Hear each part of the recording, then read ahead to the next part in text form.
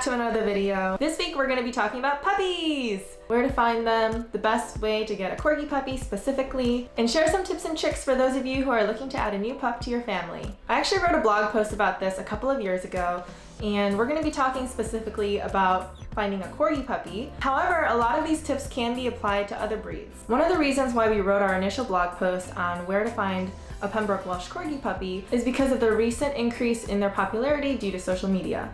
We actually made a video a few weeks back on a few reasons why you might not want to get a Corgi puppy, but if you've thought about it, you've done all the research, you think that the temperament and the breed personality is right for you, then the next step is finding the right place to get your puppy. Before we get too into it, I know there are a lot of people out there who are advocates for adopting pets. There are so many homeless pets out there in the shelters that really could use a good home, so please consider adopting. It's not impossible to find a purebred Corgi in a shelter. Here in Southern California, there's Queen's Best Stumpy Dog Rescue. That could be a good place to start if you are looking to adopt a Corgi. However, finding a Corgi with little to no health problems in a rescue is going to be very, very hard, and that is one of the top reasons why people choose to go to breeders to get a pup instead. Not to mention, a lot of people might not have the lifestyle or training experience to deal with a dog that comes with baggage. So, adopt if you can, but the only other good option if you do want to get a dog is to go to a reputable breeder. The reason why we've been talking a lot about reputable breeders, specifically with Corgis, is because there are so many backyard breeders out there that are just churning out litters. They're in it to make a profit. Unfortunately, they're not really thinking about breeding for the best temperaments, for the best health. And because Corgis are so predisposed to so many health problems, including things like hip dysplasia, orthopedic issues, back problems due to their stature, it's even more important for a breed that might come with health problems to go to a reputable breeder who is looking out for those things, doing the health testing, and frankly just being responsible about the dogs that they're producing. Back when we got Chibi, unfortunately, we didn't really know too much about the breeder world, the purebred dog world. We kind of just Googled Corgi puppies in Michigan, which is where I was living at the time. Found a breeder that was close by, less than 5 hours of a drive. We knew somebody else who had gotten a dog from that breeder. She had only great things to say about her dog, so that was it. It checked all the boxes for me then, and we ended up getting Chibi here. I've talked about this a lot in my social media and other videos, but unfortunately, when Chibi was just 1 year old, she was diagnosed with severe hip dysplasia. Long story short, we've spent almost $20,000 on surgeries, rehab, acupuncture, water therapy, countless hours of working with her at home, not being able to bring her on long hikes with our other dog. It's just really unfortunate because I went with a breeder that didn't do the health testing. I remember asking about it and her saying, oh, the parents are healthy, so there's no need for me to test the dogs. And now looking back on it, I wish I would have done more research and gone with a breeder that tests for things like potential hip dysplasia. So I wanted to make this video to talk about our experiences and hopefully help those of you who are looking for a Corgi puppy or just a purebred puppy in general know what to look for and how to find a reputable breeder so that your dog has a good temperament and minimal risk of health issues. There are so many backyard breeders for Corgis popping up left and right, especially here in Southern California, and we'll go over some of the ways that you could spot a backyard breeder later in this video. But first, let's go over where to start when looking for a healthy Corgi puppy. Typically, for purebred dogs, there tend to be breed clubs all over the US. If you're looking for a Pembroke Welsh Corgi, you can start at the Pembroke Welsh Corgi Club of America. Breed clubs usually have a list of reputable breeders that are members to their clubs, and they must meet certain requirements before they list those breeders as resources for people who are looking for puppies. A lot of these times, these breed clubs also have resources for rescue Corgis, so if you decide you want to adopt, that's also a good place to start. What you can do is start reaching out to the breeders that are listed there on that website, give them your information. They typically have a phone number or an email. A lot of breeders now even have Facebook pages. All you have to do is reach out, give them a little bit of background on your living situation, your experience with dogs, and just connect with them, get to know them. Get to know their dogs, their breeding plans, and figure out which breeder is right for you. The next thing that you can do is actually go to a breed club event. The Pembroke Welsh Corgi Club of America, along with a lot of other breed clubs, they tend to have dog shows, specialties, matches, where you can go and talk to breeders face to face, see their dogs in person, meet other people who are enthusiasts of the breed, and just learn more about the Corgi world in general. In addition to the national breed clubs, you can use the local breed clubs as resources and go to their specialties as well. Finding a breeder is a lot like networking. Getting to know them is really important. important. A lot of them have lists of people who are interested in dogs from a future litter. Building that relationship is really important. In addition, if you do end up getting a puppy from them, your breeder should provide lifelong support for any questions that you have regarding a puppy that they've produced. Talk to the breeder and see if they'll let you meet the mom or the dad. A lot of the times, one breeder won't always have the mom and the dad. A lot of breeders across the country work together. One might have the mom, the other might have the dad, but it's good to just talk to them if you have a chance to see the dog, see if you like their personalities and their temperaments, because it's very likely that their puppy will have a very similar personality. With whichever breeder you're talking to, make sure to ask them about the health tests that they conduct, specifically for eyes and hips. Degenerative myelopathy is also a chronic disease that can happen in corgis where they lose the use of their back legs. These health tests are really expensive for breeders to conduct. So a lot of the backyard breeders skip it completely when they're in it for the profit, and that's when you end up with dogs like Chibi that have a ton of health issues, and that translate to you spending more money when you've gotten a puppy that needs surgery, that needs rehab. And a lot of the times these are the dogs that end up in shelters when people don't have the time or the money to invest in the health issues that their puppy comes with. Finding a reputable breeder is ultimately one of the best ways to reduce the amount of dogs that do end up in shelters. So it's really as simple as that, starting with the breed club, getting to know the breeders that are listed there, that are members of the club, and who really have breeding for the best temperaments and health of the breed in mind.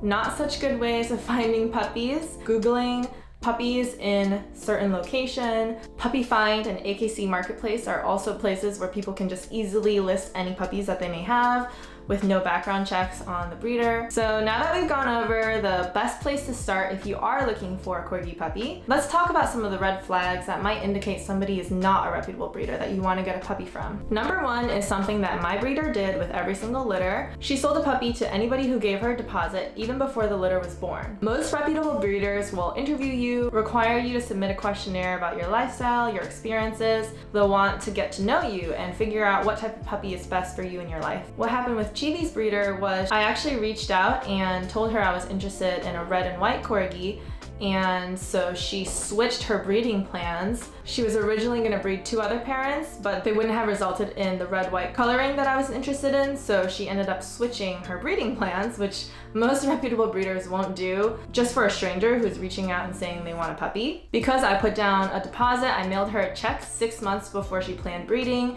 I was the first one to put down a deposit on the litter, so I ended up getting first pick. I was able to choose which puppy I wanted once the litter was born. I think they were actually just 3 days old, and I went off of this picture of them as a blob, and she was the only red and white corgi in the litter of 3, so pretty much I automatically just picked her. A lot of reputable breeders will wait until the puppies are at least 8 to 10 weeks old, evaluate what their personalities are like. Only at that age will you really start seeing which of these dogs are hyperactive, which are really, really chill, which might be more dominant or submissive, and breeders will tend to try and match you with the puppy based on the puppy's personality. The second indicator that you might be talking to a backyard breeder is if they're willing to ship you a puppy without even having met you or talked to you on the phone via a plane. If your breeder is out of state, it's probably a better idea to fly there yourself, meet them, pick up the puppy, and fly back with it. Plane rides and cargo can be really scary for a puppy. I know a lot of reputable breeders who refuse to ship puppies completely.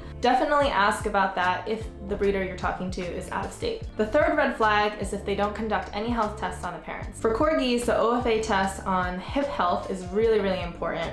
Dogs can't be tested until they're 2 years old. Both of the parents of the litter you're looking at should have all of these tests, and you should be able to get the results without a problem from your breeder. Also, if your breeder is guaranteeing you something like a 1 or 2 year health guarantee, this usually doesn't really mean anything.